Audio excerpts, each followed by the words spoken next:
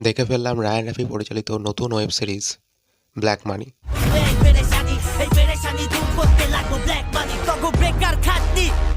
তো কেমন লাগলো ওয়েব সিরিজটা? দেখো, যে ওয়েব সিরিজ আমাকে 2 ঘন্টা বা 4 ঘন্টা যেরকমই ডিউরেশন হোক না কেন আমাকে বসিয়ে রাখবে, আমাকে আমার দিক থেকে এঙ্গেজ করে রাখবে, সেই ওয়েব সিরিজ আমার কাছে ভালো। এবং এই ওয়েব সিরিজটাও আমি যখন দেখি, ডিউরেশন 2 ঘন্টার, প্রত্যেকটা চারটে চারটে পার্টে রয়েছে।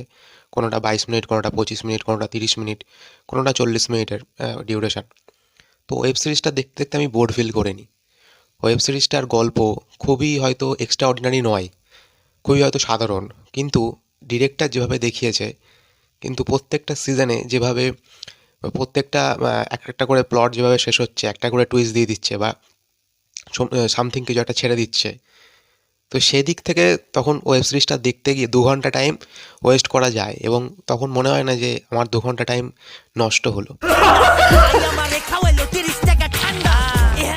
তো এই ব্ল্যাক মানি ওয়েব সিরিজটা দেখতে গিয়ে আমার এটাই ফিল হলো যে শেষে গিয়ে বুঝলাম যে না, কি দেখলাম কি দেখলাম না, তার থেকেও বড় কথা হচ্ছে এন্টারটেনমেন্টটা হয়েছি। এবং যে পারপাসে ডিরেক্টর ছবি বানিয়েছে আমি এনজয় করেছি, এটা হচ্ছে কথা। যদি গল্পটা সম্পর্কে ছোট্ট করে বলা হয়, তো এটা হচ্ছে একটা লরিতে প্রচুর টাকা আসে এবং সেই টাকাটা একটা হোটেলে যায় এবং হোটেলের নাম থাকে ঝিলিক। এবং সেইখানে যে মফস্বল এলাকার যে লোকগুলো আছে, সেই যে যে গুন্ডাগুলো রয়েছে, তারা ওই খবরটা পায় এবং তারা ওই টাকাটার ভাগ নিতে চায়। এবং এই টাকাটার ভাগটা যাতে তাদের মধ্যেও একটা ছোট মেজো বড় এরকম একটা ব্যাপার আছে। প্রথমে কমজোর গুন্ডাটা আসছে, সে সেটাকে কবজা করছে, তারপর তার থেকে বেশি যে পাওয়ারফুল রয়েছে সে হয়তো আসছে, এসে সেই টাকাটাকে কবজা করছে। এবং শেষ শেষ মুহূর্তে গিয়ে 4 নম্বর সিজনে গিয়ে একটা পুলিশের কাছে টাকাটা যাবে।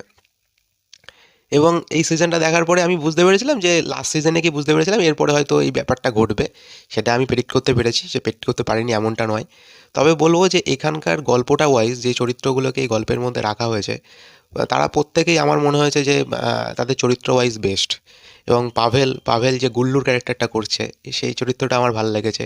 তারপর একজন আছে না, সেই একটা ডায়লগ দেবে, ওই চেয়ারে চেয়ারে করে আসবে তে হ্যান্ডিক্যাপ, যে দেশি না বিদেশি, তো ওই ডায়লগটাও বেশ আমার ভালো লেগেছে। মানে মালটা কেমন, দেশি না বিদেশি? হ্যাঁ, ছেলেপিলে মজা হবে ওয়েব সিরিজটা দেখে। এবং এখানে পূজাচেরিকেও কিন্তু খুব সুন্দর লাগছে। পূজাচেরিকেও কিন্তু যে যে টাইপের মানে আনার চেষ্টা করেছিল পূজাচেরি ক্যারেক্টারটাকে, পূজাচেরিকেও আমার বেশ ভালো লেগেছে। এবং কিছু কিছু সংলাপ রয়েছে, কিছু কিছু ডায়লগ রয়েছে এখানে বেশ মজাদার। মানে একটা একটা সিন আছে যেখানে বলবে যে মা আমি ইয়েতে যাচ্ছি, কাজে যাচ্ছি, তখন বলবে বাবা ভালো হয়ে যাও। তো মা তখন এই জায়গাগুলো, যে ডিরেক্টর কিন্তু এরকম মানে রেখেছে ব্যাপারগুলো, তো মজা পাওয়ার মতো একটা ওয়েব সিরিজ।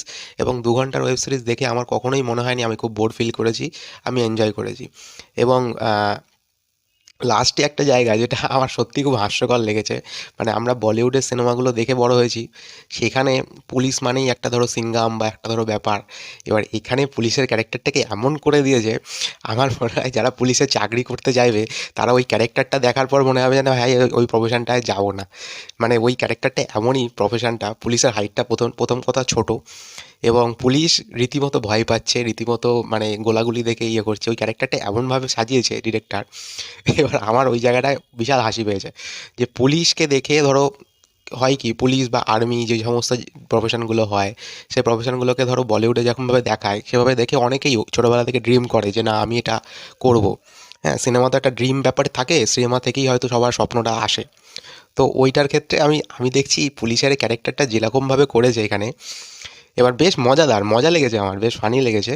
কিন্তু কোথাও গিয়ে মনে হচ্ছে যে এই ক্যারেক্টারটা দেখে হয়তো যে কেউ হয়তো ধরো পুলিশের প্রিপারেশান করবে বা পুলিশে ধরো কেউ হয়তো করবে, সেই ক্যারেক্টারটা দেখে ভাবে পুলিশ জব করবো না, এরকম একটা টাইপের আমার এরকম ফিল হয়েছিল ক্যারেক্টারটা দেখার পর। তারপর আরেকটা যেটা এখন দেখি রিসেন্ট টাইমে, রায়ান রাফি তার নিজের সিনেমা, তো ওই আমাদের সৃজিত দা বা রাজ চক্রবর্তী যেরকম একটা আগে করতো না, যে একটা সিনেমা হচ্ছে তার মধ্যে তার তার একটা সিন থাকে ছোট করে, এখানেও র্যান রেফির একটা সিন আছে ছোট করে, সেটা হচ্ছে লাস্টে গিয়ে বলবে প্যাক আপ। যেটা তোমরা তুফান সিনেমায় দেখেছো কাট বলে লাস্টে গিয়ে বলবে কাট, তো এখানেও একটা সিন আছে যেটা বলবে প্যাক আপ। তো আমার ওভারঅল গল্পটা বেশ আমি মজা পেয়েছি, আমার ভাল লেগেছে প্রত্যেকের পারফরমেন্স। তো তোমরা জানিও তোমাদের কার কার কেমন লেগেছে। বঙ্গ ওটিটিতে এটা অ্যাভেলেবেল রয়েছে। তোমরা যদি এখনও না দেখে থাকো তাহলে অবশ্যই ব্ল্যাক মানি ওয়েব সিরিজটা দেখো। আর ভালো লাগলে চ্যানেলটাকে লাইক করে দিও, শেয়ার করে দিও, সাবস্ক্রাইব করে দিও। Thank you.